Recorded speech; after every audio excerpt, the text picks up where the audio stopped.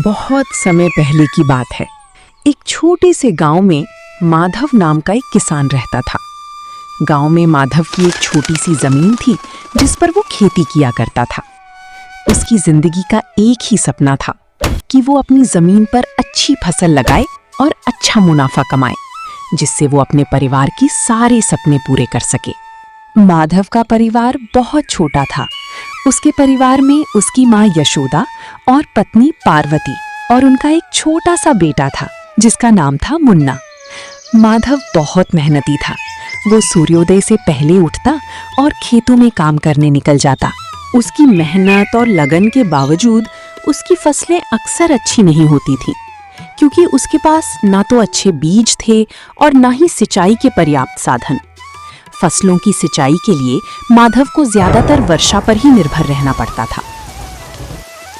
फिर भी माधव अपनी स्थिति से संतुष्ट था और हमेशा भगवान का धन्यवाद करता था। उसी गांव में एक अमीर सेठ भी रहता था जिसका नाम सेठ करोड़मल था। सेठ करोड़मल बहुत लालची और निर्दयी था। उसने गांव के कई गरीब किसानों की जमीनें अपने नाम करवा ली थी और उन पर ब्याज का भारी बोझ डाल दिया था। एक बार गांव में सूखा पड़ गया। कई महीनों तक बारिश नहीं हुई और किसान परेशान हो गए। माधव की भी फसलें सूख गईं और उसके पास खाने को कुछ भी नहीं बचा। उसकी स्थिति दिन पर दिन खराब होती जा रही थी। भाई, इस साल तो बड़ी मुसीबत आ पड़ी है। हमारे सारे खेत सूख गए हैं। फसल का नामो निशान नहीं बचा। अब हम क्या करेंगे? हाँ माधव, मेरी भी सारी फसल बर्बाद हो गई। बच्चों के खाने के लिए अनाज तक नहीं बचा है। समझ में नहीं आ रहा कि इस संकट से कैसे निपटें। सरकार ने तो कुछ मदद का वादा किया था, लेकिन अब तक कुछ नहीं हुआ। हमें कुछ करना होगा वरना भूखे मर जाएंगे। मुझे लगता है हमें सेठ जी से मदद मांगनी चाहिए। हम किसानों की स्थिति के बारे में तो सेठ जी को भी पता जरूर होगा।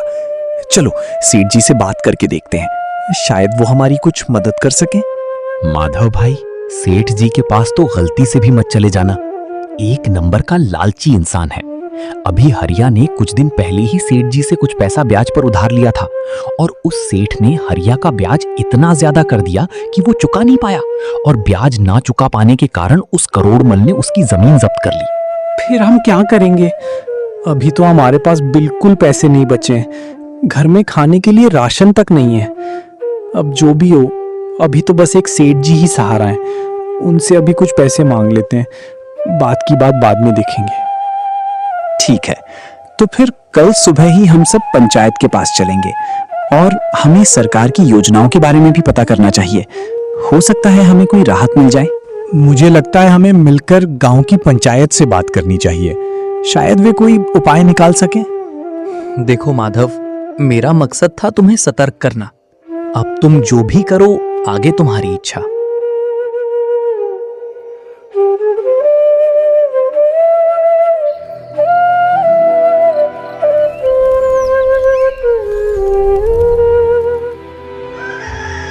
अगले दिन सभी किसान भाई मिलकर पंचायत पहुंचते हैं, मगर वहां पता चलता है कि अभी जमींदार साहब गांव में नहीं है, तो अभी 1 महीने तक गांव में कोई पंचायत नहीं हो सकती। ये सुनकर सभी किसान निराश मन से अपने अपने घर आ जाते हैं।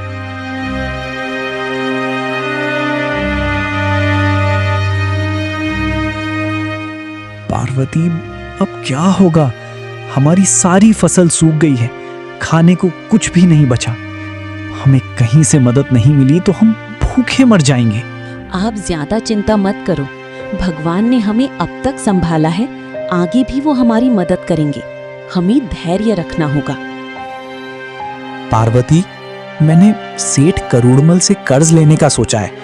शायद वही हमारी मदद कर सकें, लेकिन मुझे डर है कि उनकी शर्तें बहुत कठोर होंगी। मैं जानती हूँ कि सेठ करोड़मल बहुत लालची है, लेकिन अभी हमारी स्थिति ऐसी है कि हमें कुछ ना कुछ करना ही पड़ेगा। तुम सेठ करोड़मल से बात कर लो, शायद कोई रास्ता निकल आए। ठीक है, मैं कल सुबह ही सेठ करोड़मल के पास जाऊंगा। बस भगवान से यही प्रार्थना है कि वो हमें इस संकट से निकाल दें।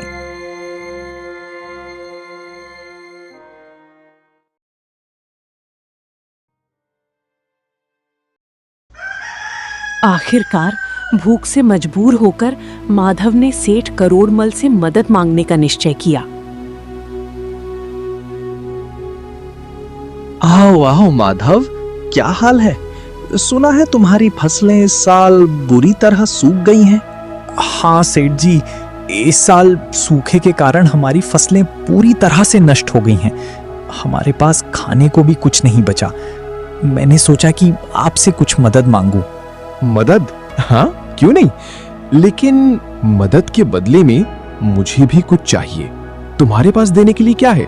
सेठ जी, मेरे पास देने के लिए कुछ भी नहीं है, लेकिन मैं वादा करता हूँ जैसे ही मेरी फसल उपज जाएगी, उन फसलों को बेचकर आए पैसों से मैं सबसे पहले आपसे लिया कर्ज भर दूंगा। देखो भाई माधव, ब्याज का मतलब होता है कि तुम्हें कुछ ना कुछ मेरे पास गिरवी रखना होगा। तुम्हारे पास तुम्हारी जमीन तो है, वो तुम मुझे गिरवी रख दो और बदले में ब्याज पर पैसे ले लो। ठीक है सेठ जी, जब तक मैं आपका पैसा नहीं लौटा देता, मेरी जमीन आपके पास बंधक रहेगी। और हाँ, इस पेपर पर साइन कर दो। जब तक तुम मेरा पूरा कर्ज नहीं चुका देते, तब तक तुम्हारी जमीन मेरे पास बंधक रहेगी।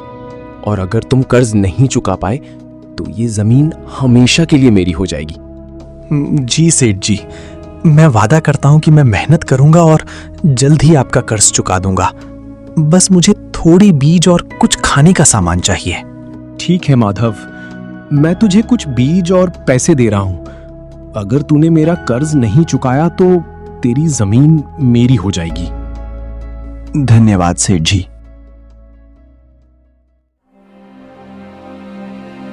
पार्वती, सेठ करोड़मल ने हमें कर्ज तो दे दिया, लेकिन उसने हमारी जमीन बंधक रख ली है। अगर हम समय पर कर्ज नहीं चुका पाए तो हमारी जमीन उसकी हो जाएगी। हमें हिम्मत नहीं हारनी चाहिए। हम मेहनत करेंगे और इस साल अच्छी फसल उगाएंगे। हमारी मेहनत और ईमानदारी हमें बचाएगी। हमें बस एक दूसरे पर विश्वास रखना होगा। तुम सही कह रही हो पार्वती, हम मिलकर मेहनत करेंगे और इस बार हमारी फसल जरूर अच्छी होगी। भगवान हमारे साथ हैं। पार्वती, ये लो, इसमें कुछ बीज हैं और कुछ खाने का सामान। तुम अभी इन बीजों को संभाल कर रख दो। मैं कल सुबह उठकर सबसे पहले खेतों में बीज की रोपाई करूंगा और इसमें जो खाना है वो तुम सबके लिए निकाल कर ले आओ।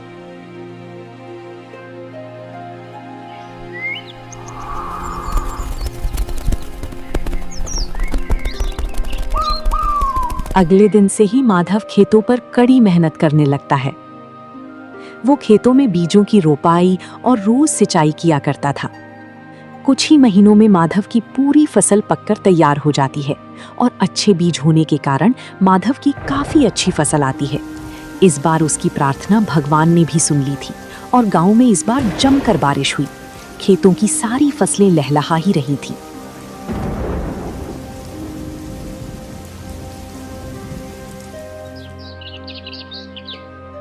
सभी किसान बहुत खुश थे। माधव ने भी अपनी फसलों को बेचकर अच्छा मुनाफा कमाया और अब वो वक्त आ गया था जब माधव को सेठ जी से लिया कर्ज चुकाना था और अपनी जमीन को सेठ जी के पास से छुड़वाना था। पार्वती, फसलों को बेचकर हमें काफी अच्छा मुनाफा हुआ है। मैंने कहा था ना, हमारी मेहनत और ईमानदारी हमें बचाएगी।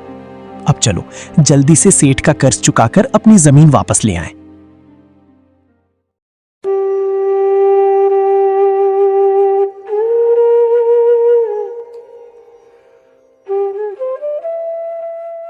ये तो बहुत ही कम पैसे हैं। तुम्हारा कर्ज अब पहले से भी ज्यादा हो गया है क्योंकि तुमने समय पर ब्याज नहीं चुकाया। अब तुम्हें और मेहनत करनी होगी। पर सेठ जी, आपने तो कोई निश्चित तारीख नहीं बताई थी। आपने तो कहा था कि जब पैसे आ जाएं तो तुम ये जमीन छुड़वा सकते हो, और अब आप कह रहे हैं कि हमने समय पर ब्याज नहीं चुकाया। सेठ जी, मैं तो समय पर ही ब्याज देने आया हूँ। जैसे ही मेरी फसल पककर तैयार हुई, मैंने फसलों की कटाई शुरू कर दी और फसलों को बेचकर जो पैसे मिले उसे सीधा आपके पास ही लेकर आया। देखो माधव, इस कागज पर साफ साफ लिखा है, अगर तुमने 15 दिनों के अंदर ब्याज के लिए हुए पैसे वापस नहीं किए तो ये जमीन मेरी हो जाएगी, और अगर उसके बाद भी तुम्हें अपनी जमीन वापस चाहिए तो तुम्हें 20% और ब्याज देना होगा। ये अन्याय है। हमने पूरी रकम चुकाई है। आप हमारे साथ ऐसा नहीं कर सकते। यही सच है।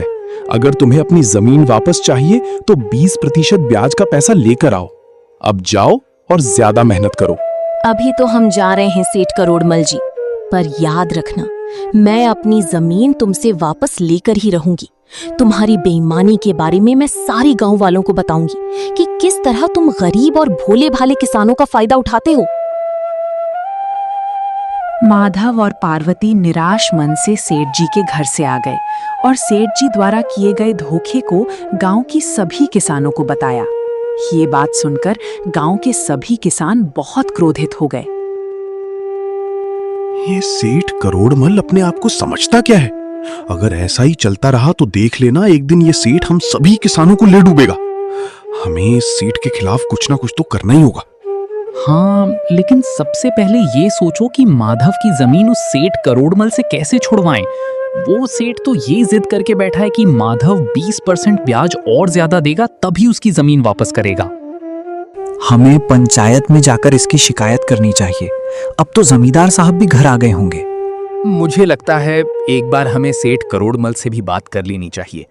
अगर सेठ करोड़मल प्यार से मान जाता है तो ठीक, वरना फिर हम पंचायत में ही इसकी शिकायत करेंगे।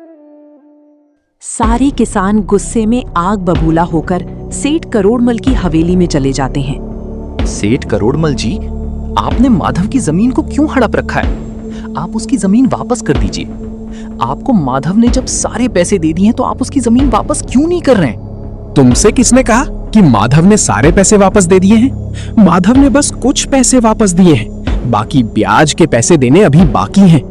जब तक वो पैसे मेरे हाथ में नहीं आते, माधव की जमीन वापस नहीं मिलेगी।